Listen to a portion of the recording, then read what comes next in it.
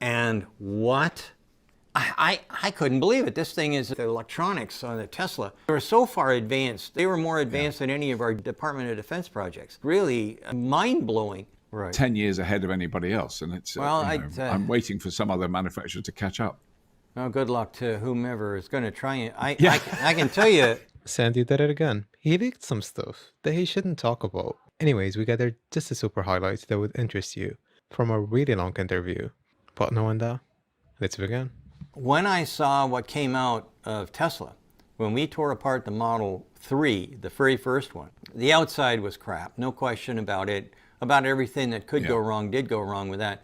But once we got rid of the body and we started looking at everything else, I mean, there were so many fabulous innovations. After I went through the first Model 3, I couldn't justify keeping the company on the same path. So I looked at, the future versus the past. When I saw what was going on in the Model Y, I think that the transition from ICE vehicles to EVs was the best decision I've ever made in business ever in my whole life. When we did the Model 3, that was for us. I mean, it was astounding. I mean, I was totally blown away. And remember, I said that we work on lots of different industries. Well, when I saw with the inverters or the body control modules, or anything that had to do with the electronics on the Tesla, they were so far advanced. They were more advanced than any of our DoD project, Department of Defense projects. This stuff was really exotic, really mind-blowing. That's when I became sort of a Tesla fan. It is an extraordinary, because I drive a Model 3 regularly, and I've had it a few years now, and because I'm constantly driving other cars, so we'll test another car. So I've driven a lot of different electric cars, and every time I get back in, it kind of doesn't make me happy, because I want some of the other cars to be really good. In a Tesla, I don't know what it is. I'm quite an old guy, and I didn't grow up with computers, and I've got a smartphone, and I go blub, blub, blub, and the Tesla app works instantly, and it always works. It doesn't go wrong. It tells me exactly what's going on with the car, all those things. And I've tried apps for dozens of other companies, and they never work. They don't connect to the car. It's agony. You spend hours trying to make it join up, and I guess it's because effectively Tesla came out of the computer industry more than the automotive industry. There was obviously a lot of engineers working on it, but the core software and as you've seen, the electronics in it, it just feels 10 years ahead of anybody else. And it's I'm waiting for some other manufacturer to catch up. Well, good luck to whomever is going to try it. I can tell you. Imagine driving a car that can accelerate from 0 to 60 in less than 3 seconds. A car that can travel over 300 miles on a single charge, get over-the-air updates, and even drive itself. It sounds like science fiction, but it's not. Tesla has changed the story by bringing electric vehicles to the forefront of our eyes. And we can't wait to see what the future holds. Shortages by going to vertical integration. Well, virtually none. So Tesla is so right now in the U.S., if you look at the American market, Tesla has got about 70%, and Ford is 6.2, which is the number 2 position. Right. If you're looking at pure EVs. Wow. Holy mackerel, think on, that's ponderous. That is ponderous. So I think that as long as, if Tesla can try and figure out, they need to buy about 6 or 8 more factories. And I believe that they'll be able to get them quickly, because I think that there's going to be people shutting down factories left, right, and center. As a matter of fact, Stellantis just announced that today, they just announced that they're going to get rid of their stamping operations in Warren. That's like 1,500 people that are unlucky yesterday. They shut it down yesterday. So I think that there's going to be plenty of buildings laying around.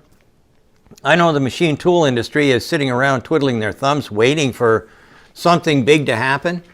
I think Tesla's probably going to go on a buying spree and pick up whatever they want, wherever they want, because really and truly, their biggest constraint isn't anything to do with except being able to pump out more factories. They need more factories in order to get done what they need to get done.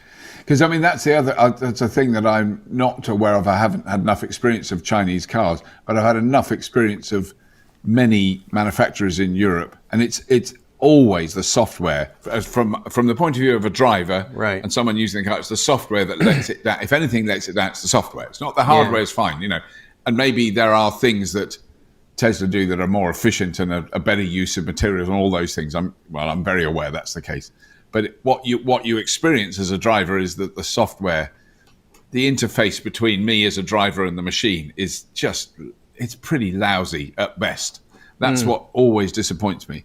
And I mean, I think the exceptions for me, the Polestar, when I drove the Polestar. Tesla's not just a car company, but a tech company revolutionizing the automotive industry with its innovation, quality, and efficiency. And today, we're going to explore how veteran automotive engineer and analyst Sandy Munro thinks that Tesla cars are a technological marvel, and why he's so impressed by their design, performance, and potential.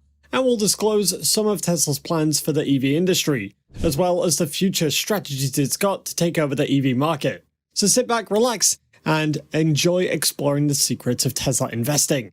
This is the first of its kind laser blanking line. What it does is it takes coils, it unwinds them, and it's taking out the internal stresses from the raw material. It's passing them through something called a leveler. All it's really doing is it's got a bunch of work rolls and they're moving up and down, and they're flattening the part. We want to be careful that we don't work the material too much, because you do something called work hardening, and then you shear the part later on. Yeah. So this was a special development as well. This is something that's primarily used in mills. So we actually source it for a blanking line. So just out of curiosity, why don't you let us know the thickness? I think I know, but I'd rather have you say it. What's the thickness of the material? So we have two thicknesses. Our doors are 1.8 millimeters thick, and all the other parts, like the sails, the hoods, are 1.4 millimeters thick. 1.4. Correct. And we worked hard to get that strength up on the stainless, because the original we were about 2.53, but we actually increased the strength of the HFS over time. So we're able to get, while doing that with the ductility for forming, we're able to still get that strength and bulletproof toughness. Yeah. With having a thinner material. Cool. Correct. So this is actually designed for 3 millimeter, but it's good that we're not using it. That's where we started. Yeah, correct. So, oops, sorry. This shows a good overview of the line. So you have the uncoiler, as I explained, where the actual raw material, we call that a coil, is being loaded. It's being unwound as we speak. It's going through the leveler or straightener, depending on what you want to call it. Then it's going into the laser booth, which is what you see right over there. It's airtight, light tight because of emissions and whatnot. And these are two lasers working in tandem. And right now what's being cut is the hood for the Cybertruck. It cuts up to 30 microns, and it's the first laser of its kind to do that. Typically these machines cut at 1 millimeter. This was a special development with Tesla and Schuler. So just again, you bring in one coil, the coil becomes empty. Do you do a tailored blank from the old, well, what's left of the coil and the new coil? Are you welding? No, there's no welding. No, so When we run out of material and the blanking, then we put a new roll in. Put a new roll in. So we actually have different coils for different products. So what we really do, and what's beautiful about this line, is if you think of a fender, normally on a 2D flatbed, yeah, you can get two fenders, but this gives you tighter nesting. So you can get a fender after a fender after a fender, and you can optimize the width. So this improves the scrap utilization for the overall. So does that mean that the coils are tuned to the parts? Correct. Tesla has been in the EV business for years, and during this time it's expanded its market by increasing sales, and it's also improved its technology and scaling of its revenue. The automaker's ability to anticipate industry trends and adapt to changing consumer preferences has been a driving force behind its dominant position. While the current and expected trend in the use of electric vehicles is actually growing by the day, we've got to think about what the future for EV companies like Tesla looks like. Hey guys, welcome back to Tesla Tomorrow. Several analysts are optimistic about the future of EVs, and what's more interesting is that Tesla stands to benefit significantly from this surge in demand. As a leading car company, Tesla's got a wider market share compared to many other EV makers, and therefore it will be a big beneficiary of the expected surge in demand for electric cars. One of Tesla's key strategies in holding a significant portion of the EV market is to diversify and bring up a new compelling lineup.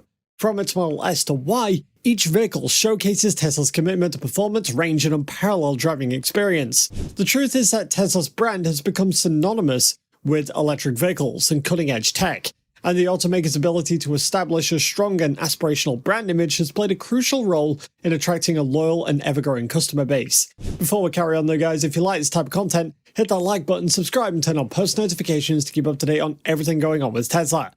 In its third master plan, Tesla shared its intention to develop commercial and passenger vans and a bus, all powered by sustainable battery tech. The Tesla Master Plan 3 highlights the possibility of the automaker producing a vehicle for public transport, and according to Dave Lee, this train of vehicles could lead Tesla to 20 million car sales by the end of the decade.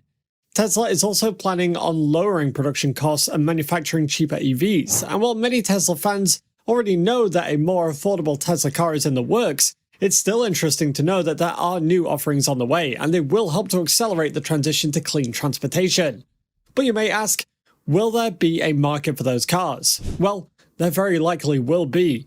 Experts predict that EVs could match gas cars on price this year, more quickly than it seemed possible even a few months ago. Sticker prices for EVs are also falling closer to the point where they could soon be on par with gasoline cars. Similarly, increased competition, government incentives, and falling prices for lithium and other battery materials are also making electric vehicles noticeably more affordable.